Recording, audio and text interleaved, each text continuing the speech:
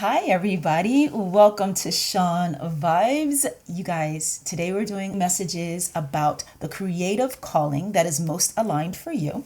After you've gotten all of the messages you feel drawn to get here from these readings, check out a video on my channel. I'll be sure to put a link to it in the description box below. I believe the thumbnail says, "What's the point?" And get the messages about your spiritual calling. Creativity and spirituality are often linked to one another because we receive our guidances, our inspirations, our motivations in the same part of ourselves. I don't want to call it the brain because it may not actually be the brain. It might be the spirit or the soul for both of those areas of our life. So you might find a lot of confirmation listening to both sets of messages. And if you happen to be new here, welcome.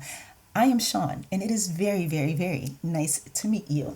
Now, before we get started and before you pick your piles, I just want to make sure you guys know that I actually offer an artistic career reading in my Etsy shop and on my website. The Etsy shop address is notsoaverageDreamer.etsy.com and my website is shonwilson.com. So if you are already someone who's got a creative career going, but you feel a little stalled or uninspired lately or just blocked in some other way, or you just want to get some more encouragement and some more hope, you could use this reading for that. I have insights between getting the messages that I get when I channel, as well as being a professional artist myself that can help you greater than anybody else can in this area of your life. And if you're someone who has artistic or creative talents, but has never started working in that field, you feel like you have no idea how to get started, what to do, what steps to take, whether it's a viable possibility for you, whether or not you have the right to do it.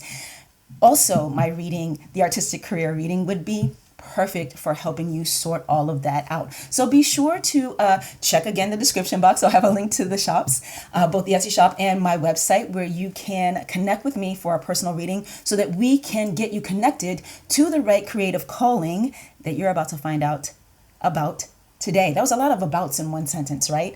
Also, one last thing, if you happen to love your messages today, remember to give me a big thumbs up so the YouTube algorithm can let other people know about the fun we're having here and they can come and join us.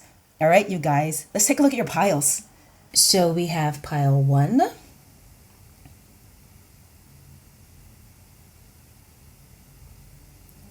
pile 2,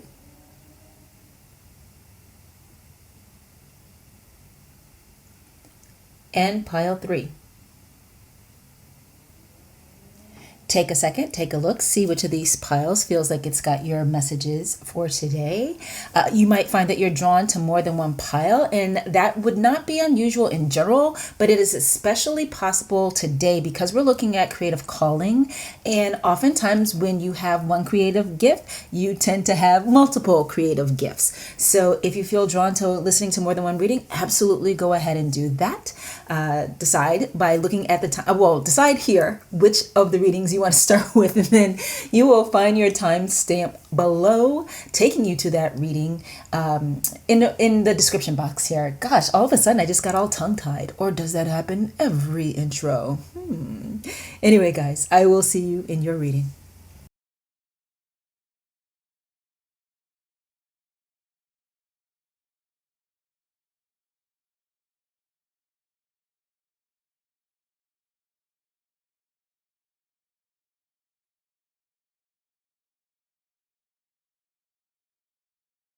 Hi there, group 1. Welcome to your reading.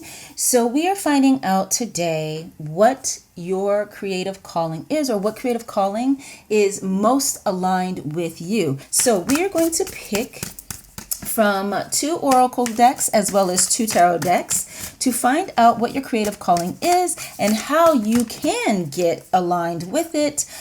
Meaning, if you haven't begun yet to work in this way or to take action in this calling, that you're going to get the guidance that you need to be able to begin. And for those of you who are already involved with it, you hear all about it and you're like, oh yeah, I already know that, I'm doing it now. You're going to get from this affirmation that I'll provide you with a sense of how to get even deeper involved or further along in that calling, okay? So pulling first from Isabella Rotman's This Might Hurt Tarot. Let's get some cards. So we have the Six of Wands. Yeah, this is something that is definitely, one way that you're going to know that it's your calling is that as you do it, you're going to feel the fact that it is right for you. You're going to feel successful at it no matter what's going on in it. You have the Empress. Again, we have that energy of creativity with the Empress. And that, I believe she's Libra, if I'm not mistaken. Forgive me if I've gotten that wrong, but Libra energy. We have the King of Wands. So more Wands energy. And then we have these two together. The Moon card and the Eight of Cups. And now we're going to add the Wiser Tarot. I'm going to grab a couple cards from this Wiser Tarot. So we have the Queen of Wands, more Wands energy, more. The Lovers, so that's more fire energy along with the Wands energy. Definitely getting a sense of working in something where passion is represented a lot. And the Queen of Cups, more Cups energy.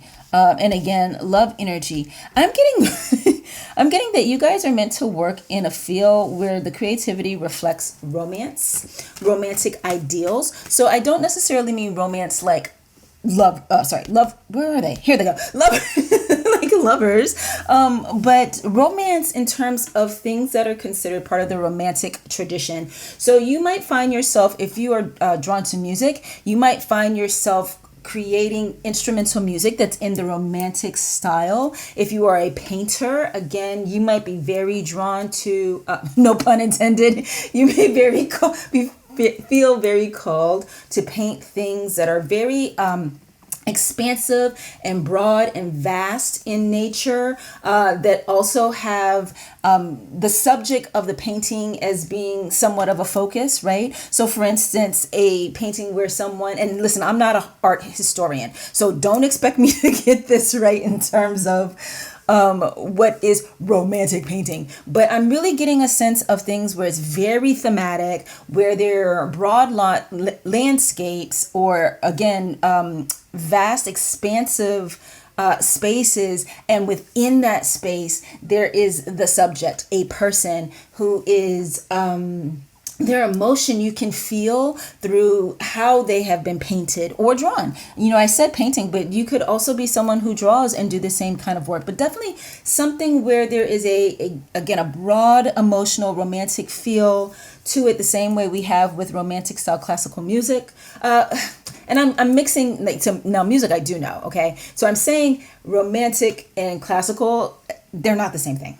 They are two different types of instrumental music, but we just tend to today use classical music to mean anything that is old and has no lyrics. But anyway, and then for some of you, it could be writing in a romantic way. So again, it could be something where it is specifically about two lovers or multiple lovers and their story, their romantic story. But also, again, I'm getting grand ideals, possibly looking at bygone eras and having a romantic vision or a romanticized view of those eras, like pioneer days, like gosh, I hate to say it out loud, but the Civil War. I mean, there's a lot of romance that's tied up in the idea of the Civil War. So again, I'm getting, possibly for you guys who are writers, historical fiction, definitely getting a sense of fiction and not nonfiction for this group, if you identify as writer. But definitely, whether it's music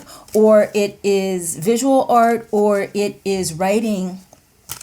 Oh, and even for those of you who identify as actors, that could apply here too. I am getting more that it's someone who is a creator, that you guys are creators more than you are performers. But that's not to say that someone who is a performer can't also be a creator. I mean, I am one. I create things and I also perform things. But this message is coming through right now. It really does seem to be about those who have a creative tendency and there's a little bit of innovation to what you do in that you start the thing, but it's not so innovative as in breaking new ground. There's a great love for the traditional in this group, or a great love for, again, historic things, ideals, ideas, values, period pieces. I'm getting that kind of thing.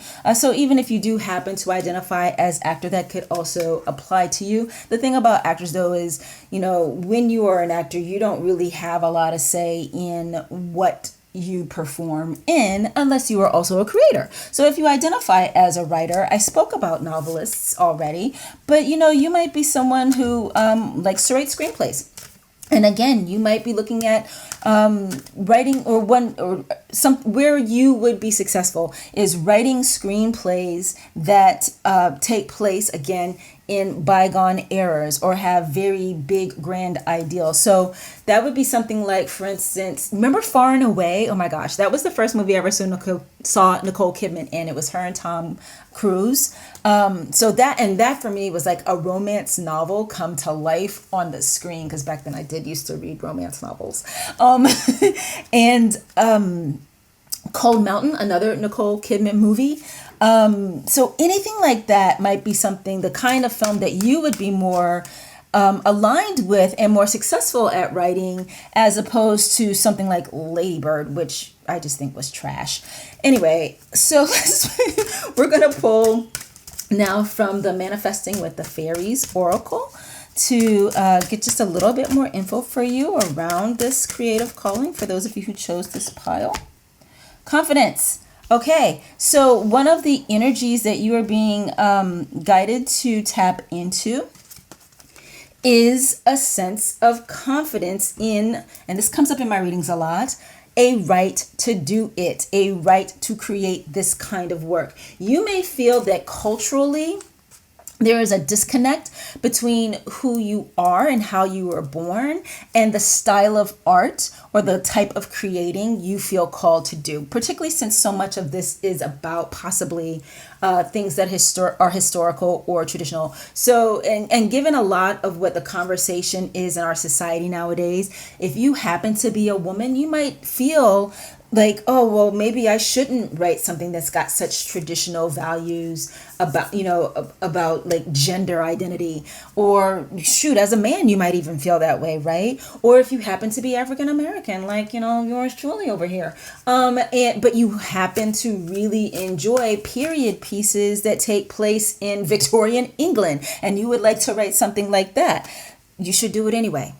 That's what I'm getting with this. Even if you feel as though others might not understand why you are creating that which you feel called to create, you should do it anyway. That's part of what makes it in alignment for you, because you will bring a unique perspective and a unique voice to this thing that you are creating. Even if it's visual work, it's still going to have your tone, your perspective, your viewpoint on it, despite it not necessarily being connected to how you identify or what your ethnicity might be. Okay.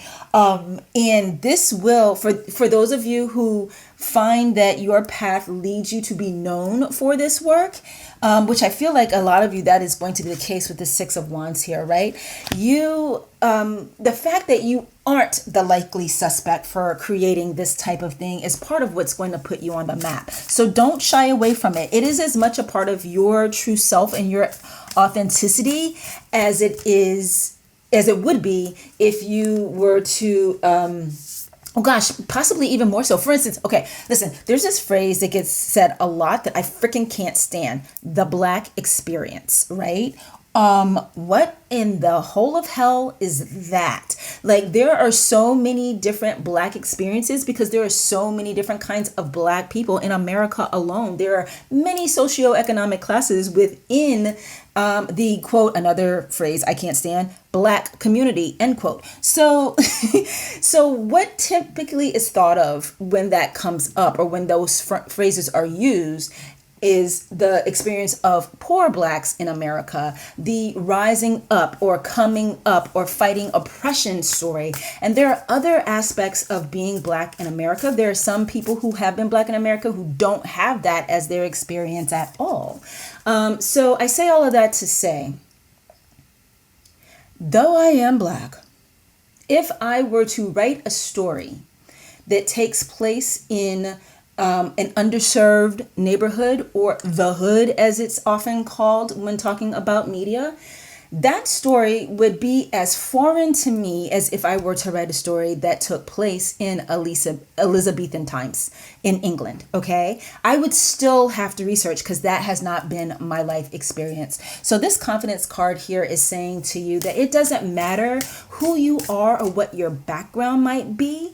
What matters is that you feel called to this work and you should honor that calling. You have no idea where it's going to take you. And there is so much that might not get made, or let me say that better. There's so much that's probably not getting made that the world is being deprived of because people self-select themselves out of creating that work. The idea comes to them, the calling comes to them, and they tell themselves that for whatever reason, they don't have the right to do it. And that should not be the case for you. Okay, so the next deck that we are pulling from is the Spirit Junkie Oracle, and we are going to get for you an affirmation to help either get or keep you on your path. Can we please have some? Oh, thank you. This one's like me. Oh, my genuine desire to serve clears the path for me to step into my purpose. So I feel like if you take this along with the confidence card that we just got, and look how well they match each other, right? It's like they were made for each other. Look at this. This pink, it's in here.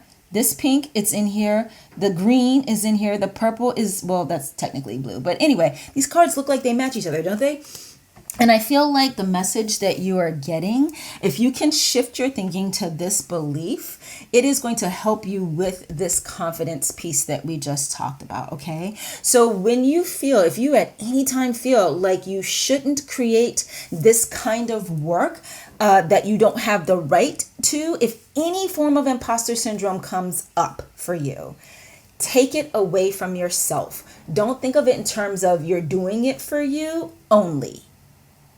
I'm saying only because you should think of it as doing it for yourself because, hey, you love it and you honor it and you're going to bring so much love and honor to. Look at all the love energy we have in this reading, right? So bring also the mindset of you are serving humanity by bringing your perspective to this kind of work. And imagine the people that you are going to be an example for who would also self-select out of things that they feel called to or drawn to because of what their background is or who they are or what their ethnicity is or what their upbringing was or whatever trash. Like any of that stuff right there, keeping them from doing something that they are. The soul is without color. The soul is without gender. So if the soul is calling you to something, there is a reason. There is connectivity between you and that thing. And for this kind of art for you guys, you might then inspire someone else to do the same. I got kind of preachy right there, and I really didn't mean to, but apparently I feel really strongly about this. Okay, so this is what I have for you today, Group 1. I really hope that you found, of course, encouragement, but also a sense of joy from this message today, because you are called to do this thing, and joy will be the result of it, not just for yourself, but also for others. Okay, thank you guys so much for being here. If you felt called to check out another pile, definitely do that. You might have multiple callings, and I will see you in my next one. Bye. Hey, Group 2, welcome to your reading. So if you happen to skip the intro, you didn't hear me say, I am going to be finding out with you what creative calling is most aligned for you. We are going to be getting your messages by using 2 sets of tarot cards and 2 sets of oracle cards. So without any further ado, let's go ahead and get started. The first deck that we're pulling from is This Might Hurt Tarot by Isabella Rotman. Again, we're finding out, ooh, look at that. which, ooh, interesting. The Tower, ooh, and the Ten of Pentacles. Okay, we are finding out for you guys which, sorry, I just got really caught up by that. We're finding out for you guys which creative calling is most aligned for you. So we have the Tower and we have the Ten of Pentacles so far. Which, oh, thank you. And we also have the Knight of Swords. And then now we're pulling from the Wiser Tarot to find out which creative calling is most aligned for you. Oh, more of that. Yeah, I knew it. I knew it when I saw these. Okay, so we have the Five of Swords. Sorry, I keep, the energy around this reading is very big. Finding out what creative calling is most aligned for you. And we also have more Pentacles energy. Look at that. The Seven of Pentacles. Wow, I'm going to get one more from this deck as well. Creative calling that is most aligned for group. Oh, you got two. You got Judgment and you got the Six of Cups. Wow. All right. Also, we are going to be choosing from the Manifesting with the Fairies Oracle, just to get even more insight into this creative calling for you guys. I'm trying to make some space here. I might need to rearrange some things just to make that happen. I wish my tarot table was bigger. Anyway, all right. So more information for group 2 around the calling, the creative calling. And look at this Judgment. The Judgment card is actually about calling. The Judgment card is literally about your calling. So that is something. That is something.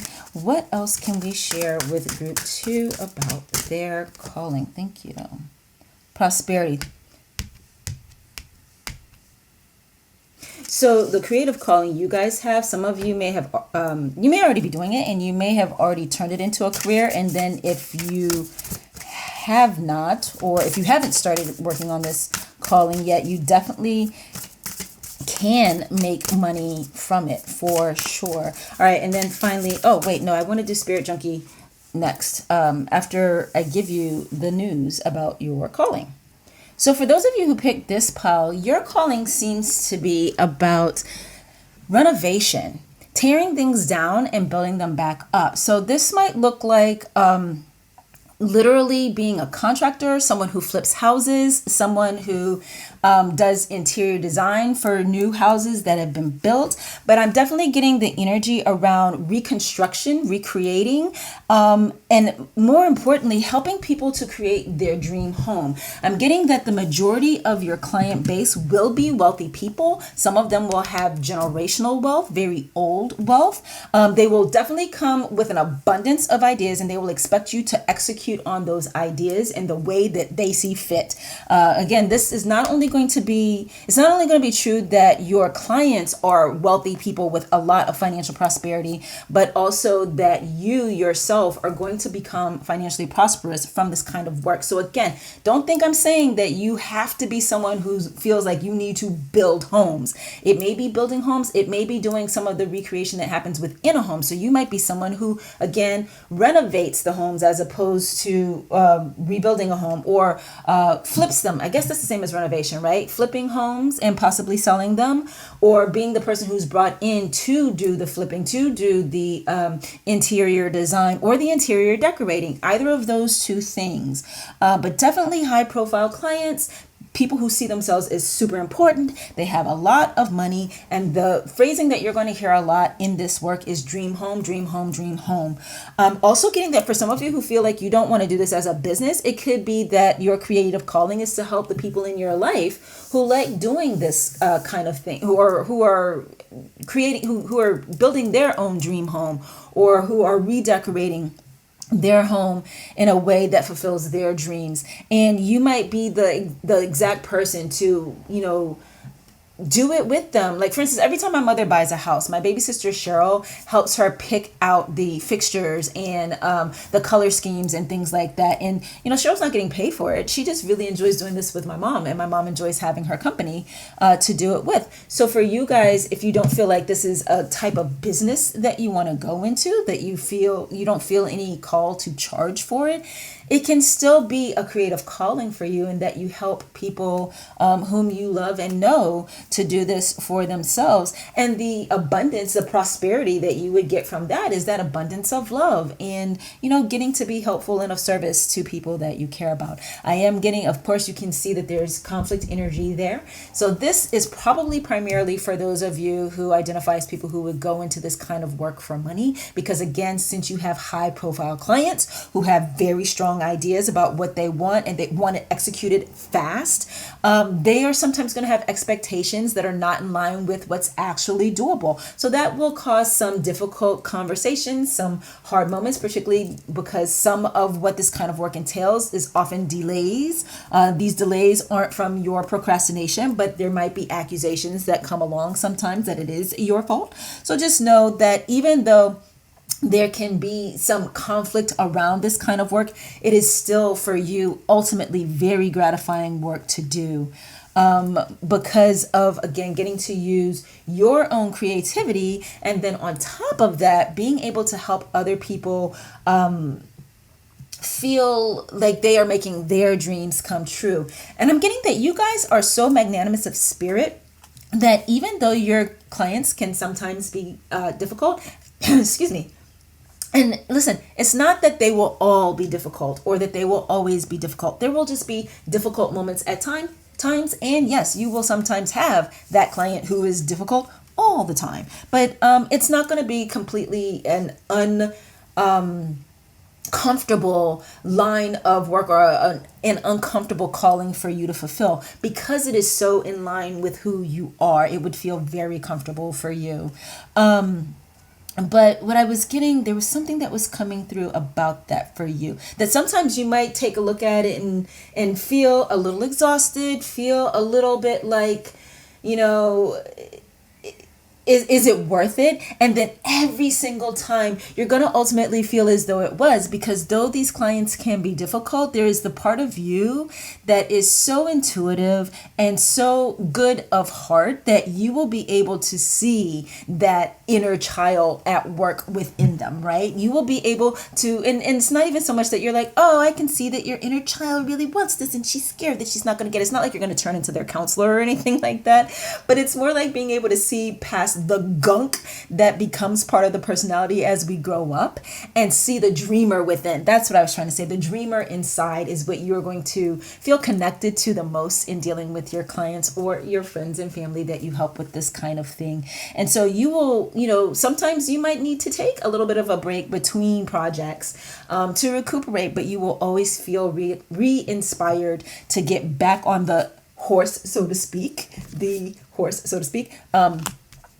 Tarot readers understand what I'm doing there. Anyway, so you might feel called to take a little bit of a break between projects, but you will ultimately, be ready to get right back up and at it again eventually, because this is definitely work that you are meant to do, and that is signified here by us having the Judgment card right in the middle. Okay, so the last card that we're going to pull is from the Spirit Junkie Oracle.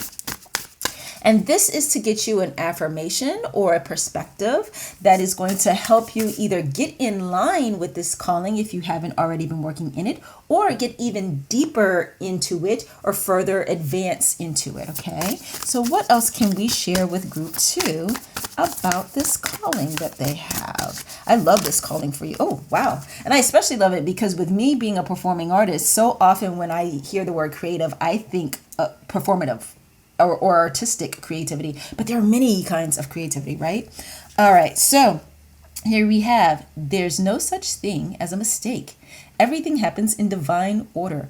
I am being guided to learn and to grow. Well, it doesn't say or to grow, it just says to learn or grow. Okay, so listen, Group 2, there are two messages that seem to be coming through for you with this. Let's start with the second one first, which you of course don't know it's the second one because you're not inside my head. But the second one that came up, the second one that came up is about being guided to learn and grow. So some of you may have felt like you knew that you weren't on your best path. You knew that what you were doing with your life or what you were doing for work wasn't really in line with what you want. You might be a little older, like in your, this is weird that people think that this is old, late 30s or early 40s, or even late 40s, like some of us over here. But you aren't too late. Everything that you have done with the work you have done so far in your life is going to help you be even better at this kind of creative calling.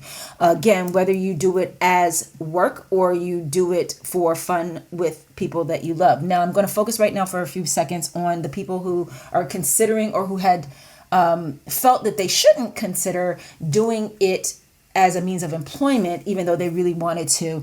This is definitely saying to you that it's okay that you're coming to this late, that you have been learning and growing along the way. You've probably also been learning some about this area of work, again, whether it's construction, contracting, interior design, or interior decorating, any of those.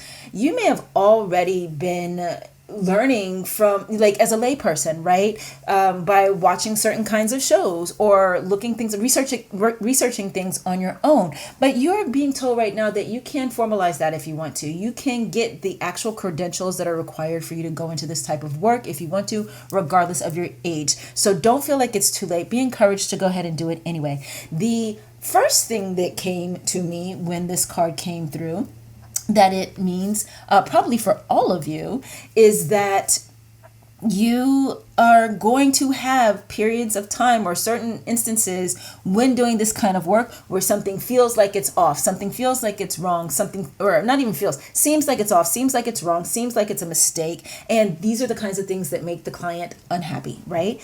Don't worry about it. It's not a mistake. It's changing things from what that very strong-minded client had thought they wanted to what is actually going to make it more of their dream home, make them happier than they ever could have imagined. So trust the mistakes that happen in the process of creating is what I'm getting for you here. And so when that happens, even if the client becomes tense in those scenarios, do your best to stay relaxed. Be the jellyfish. Just go with the flow and know that part of the flow of this kind of work are the ups and downs. Part of the flow of this kind of work is the conflict, is the assessing, is the, trying to figure out, okay, what do we do next? How do we fix this? What did we do wrong? How do we fix that? What's going right? Don't forget to look at the things that are going right as you do this work as well. All right. Okay, group 2, this is what I have for you today. If you felt drawn to more than one reading in this video, go ahead and check that out. And if you haven't already subscribed to my channel, please do it. It will absolutely help me to grow the channel so more people can join us and come and be a part of what we are doing here every week. All right, group 2. All right, group 2. Thank you so much for being here, and I will see you in my next one. Bye. Hello, group 3, and welcome to your reading. We are looking at the creative calling that is most aligned for you. To get your messages today, we are using 2 tarot decks and 2 oracle decks. So let us jump right in. The first deck that I'm pulling from for you is This Might Hurt Tarot by Isabella Rotman. I will put links to all of the decks in the description box of this video. So, group 3. What creative calling is most aligned for you? Oh wow, did you guys see how that came out? Okay, so you have the Sun card. I love that. What a great way to start this reading. What creative calling is most aligned for you? 8 of Pentacles. I just had a big surge of love energy hit my heart when I pulled that. The King of Pentacles. Oh, so much abundance here. Oh. Because, the Sun card also represents abundance. We tend to talk about it a lot as having to do with, optimism, something working out the way we wanted to, getting a yes to an answer. But it's also just about general abundance as represented here by these sunflowers, right? Ooh, but then on the other side of things, you guys also got the Five of Pentacles and the Six of Cups. All right, the next deck that we're going to pull from is the Wiser Tarot. And this deck, it's not attributed to having an author because it's the RWS, the Rider-Waite-Smith deck that's been recolored as watercolors. And the publisher is Wiser. So can we tell group 3 more, please, about their creative calling, the creative calling that is most aligned for them? What insights can we share with them right now? Thank you. I see you trying to come out. All right, so we have the Two of Wands, we have the King of Swords, and the Six of Swords together. All right, and then the next card that we are going to pull is from Manifesting with the Fairies. I cannot remember. This is a relatively new deck for me, so I don't remember the author's name, but I will definitely look that up and put it in the description box for you as well. Let's see. All right. Oh, wow. That one came quickly. Strength. You guys got the Sun card, the Eight of Pentacles, the King of Pentacles, Five of Pentacles, Six of Cups. I know exactly what this is. Two of Wands, King of Swords, Six of Swords, and the Strength card. You guys, okay, so the people who need to hear this reading might not even be listening right now. And it's because they probably did not click on the, when they saw the thumbnail, they probably didn't click on the video to watch in the first place because they may not necessarily see themselves as creative people, but they are definitely lovers of creative work and the creative arts in particular. I'm getting that the people who are drawn to this pile are called to be supporters of the creative work of others. So you might be someone who would be very good as being the managing director of an arts organization, or the finance director of, again, possibly an arts organization, someone who's a business manager for an individual artist. Do you guys know about Lincoln Center in New York City? A lot of people don't know this story. Unless you are a ballet dancer, you don't know that you may not know that Lincoln Center was named after a guy named Lincoln Kirstein, who was actually the partner of George Balanchine. George Balanchine was a defected Russian dancer who came to the States and gave us the New York City Ballet. He wanted it to be the country's premier, or the country's actual only ballet company was what he wanted. And so he knew that to do this, the first thing that they needed to have was a school. So George Balanchine started the School of American Ballet, which still stands today and is still the feeder school for the New York City Ballet, which does its performances in the Lincoln Center. Lincoln Kirstein was a lover of the arts. He was a patron of the arts. And you guys might identify as that, a lover of the arts, a patron of the arts. Maybe you are someone who used to do artistic things but don't anymore. These don't have to be creative arts. It could be visual art, but I'm definitely getting that it is artistic creativity that you are called to be a supporter of, as opposed to like, oh no, it could even pertain to chefs or sorry, I'm getting ahead of myself because so much is coming at once. So let me back up. Let me get back to this thing about Lincoln Kirstein. So Lincoln Kirstein was good with numbers, planning, organization, all the stuff that traditionally, not all the time, but traditionally, people who are creative, highly creative or artistic in nature aren't so good at. They may have brains that just don't work in that way, or they may be like me who, like, I have a brain that works in that way. I just don't always want to do that stuff. And for me, it's because I have done that side of things for so much of my life. And now I'm like, I really just want to focus on creativity. I bet I would be even more creative if I didn't also have to do the money side of things, the organizational side of things, the administrative side of things. So for people like that, it is great to have a partner or supporter for their work. And that's where I feel that you guys are creatively called to function. So again, if you're someone who might have loved certain artistic or creative endeavors when you were younger, but don't feel like it's, it was something that you wanted to actively pursue, but you definitely support it in spirit. You might be someone who buys what are they called? Subscriptions to the opera, or subscriptions to the ballet company in your city, something like that.